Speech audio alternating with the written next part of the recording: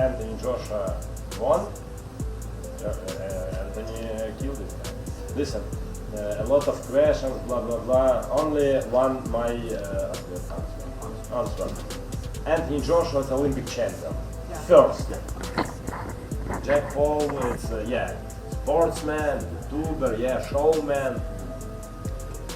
Rolls Royce. Yeah. Going to make him more dangerous. He's going to be terrifying, and he's going to have a lot to prove. He's going to be very angry that Jake Paul wants to fight him. Knows how to keep that stick in your face. He will keep that jab in his face, and that right hand, if it hits you, you're. In my mind, I can see Jake Paul getting an upset or beating Anthony Joshua. It's a whole different ball game. This guy's a heavyweight. He's an Olympian. He's a world champion. He's all these different things. Pros are warning Jake Paul about Anthony Joshua's power, especially as AJ is looking his best in training camp. Analysts note that Joshua's size, speed, and knockout ability make him a serious threat, and any misstep from Jake could be dangerous. Even with Jake's improvements and hard work in the gym, experts stress that he is stepping into a completely different level of boxing. Former trainer Shane Mosley echoes these concerns, saying he just can't see it and emphasizing that surviving the fight will be Jake's main challenge, as AJ's experience and strength far exceed anything Jake has faced before. That you see of Jake potentially pulling this off? Can he get the upset? And what would it take? There's no way in my mind I can see Jake Paul getting an upset or beating Anthony Joshua. It's a whole different ball game. This guy's a heavyweight. He's an Olympian. He's a world champion. He's all these different things. And Jake Paul is moving up to heavyweight. And they say Anthony Joshua's chinny, but he's chinny with people that are real heavyweights that punch hard, not with cruiserweights or like heavyweights. So, with that being said, I mean, if Nate Diaz could take Jake Paul's punch at their particular weight, then what do you don't think Anthony Joshua would take Jake Paul's punch at that weight? I don't understand. I just can't see it. I think that it's a great publicity stunt, I guess, or whatever. But I can't see Jake beating Anthony Joshua. I just can't see it. You're not training with him for this fight, right? No, I'm not training for this fight. If I was, there we go. What would you tell him? If I was training with him, what kind of game plan, right? I wouldn't even know what to tell him. You'd be at a loss? I'd be like, would you take the job? Yes, right? I mean, I'd take it for him not to get hurt. Okay. You know what I'm saying? Like, I'm not gonna. I can't say that I would say I think he's gonna win, but I would try different ways of like maybe trying to move around or get up under him or hold him a certain way. Maybe there's something in there that he sees that he can try to. Boxing agent Sam Jones has expressed serious concern about Jake Paul facing Anthony Joshua, warning that the fight carries extreme danger. Jones emphasizes that if AJ lands a clean punch, it could have devastating consequences. Comparing the impact to the power Joshua has shown against fighters like Francis Ngannou, he stresses that Jake Paul must respect Joshua's size, strength, and knockout ability, as a single mistake could change the fight in an instant. Jones also points out that this fight couldn't realistically be fixed. If Jake were to defeat AJ under fair conditions, it would be considered one of the biggest upsets in boxing history. His analysis underscores the stark difference in skill, power, and experience between the two fighters, highlighting why experts continue to caution Jake about the immense risks involved in stepping into the ring with a top-tier heavyweight like Anthony Joshua. Interview. Go really wrong if like I say, you want him to come out, no matter what anybody thinks about Jake Paul, you want him to get out of the ring and be safe. But the reality is, if AJ hits him like same way he hit Francis Ngannou, he could brown bread him, Jim.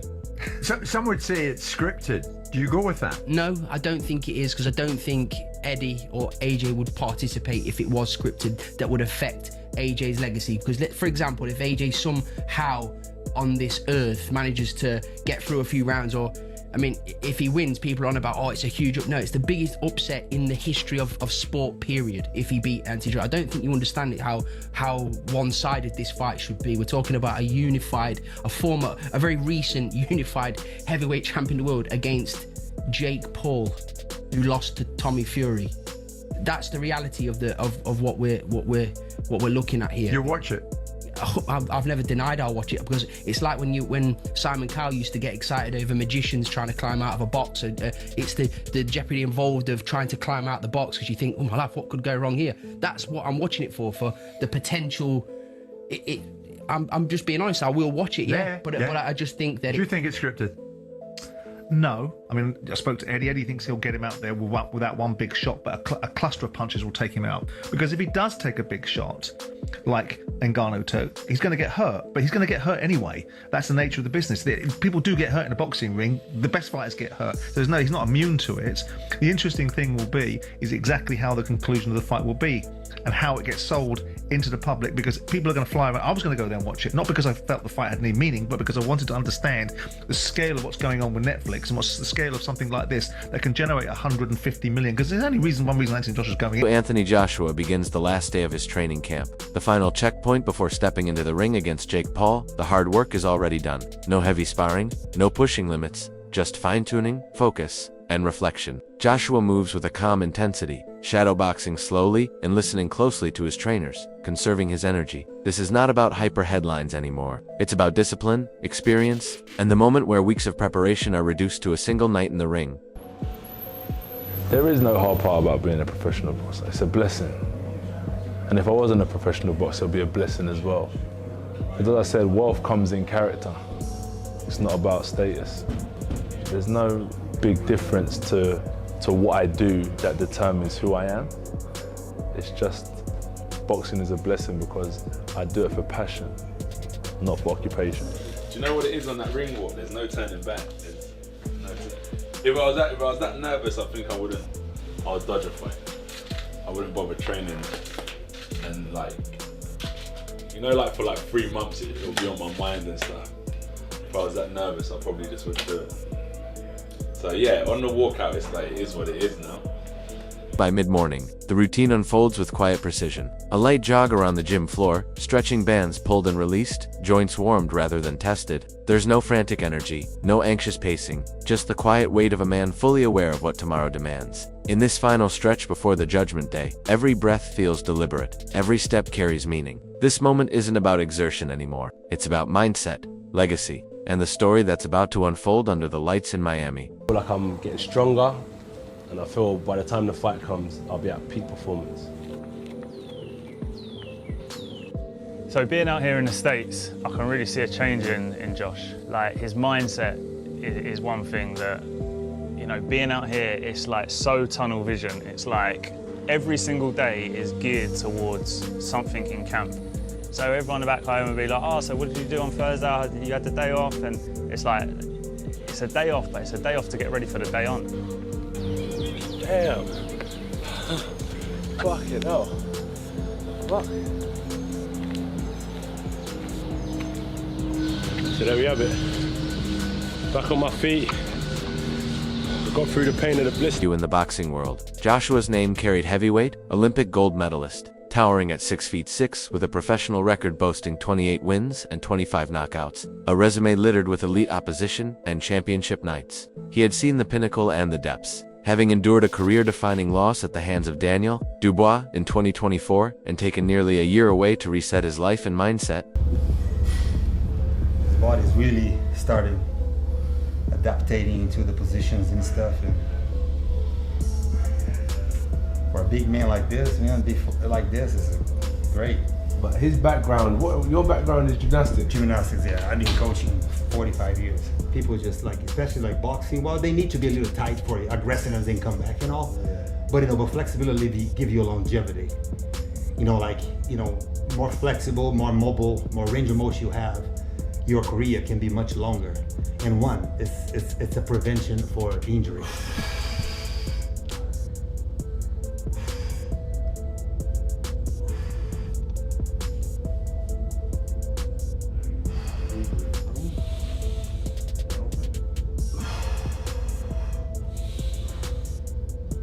for standing across from him would be Jake Paul, a man whose path to this moment was unorthodox, winding through vlogs, viral feuds, and a boxing journey whose legitimacy was debated at every turn. Paul's record of 12-1 with 7 stoppages included wins over names that raised eyebrows and questions in equal measure. But this was different. This wasn't Tommy Fury or an MMA crossover. This was heavyweight boxing. 8 rounds under Queensberry. Rules with 10 gloves and a spotlight that would stream live globally on Netflix. I'm just focused on myself. I'm confident in myself. Jake could be 10th. I'm confident in myself. That's what I'm saying. It's not about how he is. I just really like, I've got a good team. I've been through ups and downs. I've stood the test of time. I'm passionate. I'm hungry. And I'm still here ready to fight my heart out. So. What a jolly lad he is, you know? Just a bubbly guy.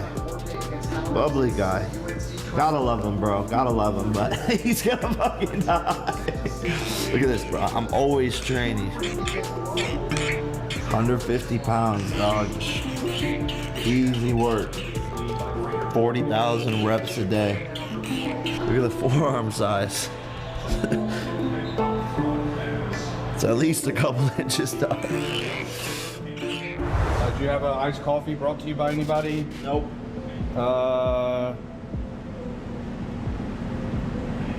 Did you practice? Did you learn how to breathe again today? It was pretty normal morning. Yeah. Okay.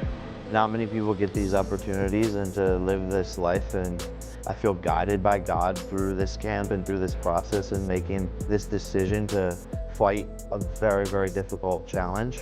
God has removed, you know, the fear that would like normally be there. So I feel good, and I'm excited for fight week.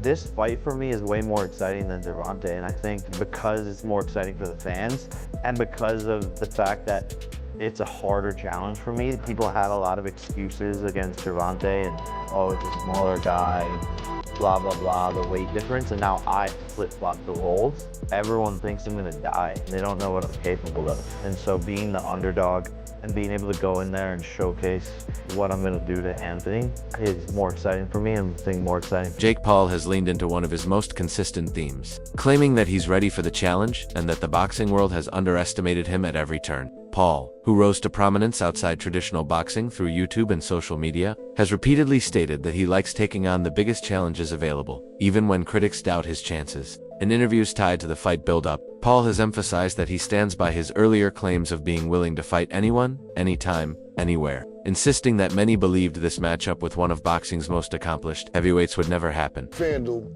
you're coming into this fight as the underdog. Yeah, you know, that's to be, assumed, right? This is so an Olympic gold expected, medalist over right. here, 2-time heavyweight champion of the world.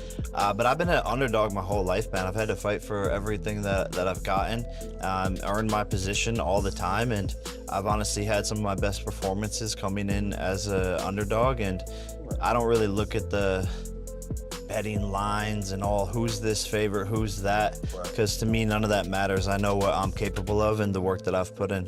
Anthony, I'm assuming you never had to make weight. Never had to make weight. Never. So I seen when they said that you came in, you're training hard. I actually seen you said that you're faster, you're stronger, and why didn't you do this way before? Do you feel better coming in at 245 than ever? I do. I feel great. Yeah. I'm blessed. I feel happy that this task was put upon me because I wouldn't have pushed myself to get to a certain weight. I would have just been doing what I do usually. Right. And I feel really good. So I think it was a blessing in disguise. Think you lined them up? Think that was very smart of y'all to get him down to 245? Yeah, no, I don't agree with the decision or on his behalf, you know, like he's taking away his best thing against me, which is his power. And we've seen him when he's a little bit lighter and there's just not as much thump on the punches, and I think that's probably the best thing he could have had is that extra oomph in those punches. But it's his game plan, whatever he wants. But to me, the weight doesn't matter. The weight's not going to make a difference. It's going to be the skills that win this fight, and I believe my skills are better than his, which is a crazy thing to say, but he's a very basic fighter, and he's gotten to where he's at because of the size and because of the power. So the skills are what's going to win this fight, and you've seen that with Usyk when he fought him, and so I believe it's going to be... For Anthony Joshua, the showdown with Jake Paul hasn't simply been another date circled on the calendar. It's become a blessing in disguise that's reshaped the narrative of his career's current chapter. When Team Paul insisted on a weight limit for the bout, Joshua embraced the challenge, cutting down to 243, 8 pounds, and explaining that the transformation has actually made him feel stronger and faster, something he might not have pursued without this particular matchup. That unexpected change has given him renewed confidence and a sense of opportunity rather than inconvenience. To make weight. Never had to Never make had weight. to make weight. Never. So I seen when they said that you came in, you're training hard. I actually seen you said that you're faster, you're stronger, and why didn't you do this way before? Do you feel better coming in at 245 than ever? I do. I feel great. Yeah. I'm blessed. I feel happy that this task was put upon me because I wouldn't have pushed myself to get to a certain weight. I would have just been doing what I do usually. Right.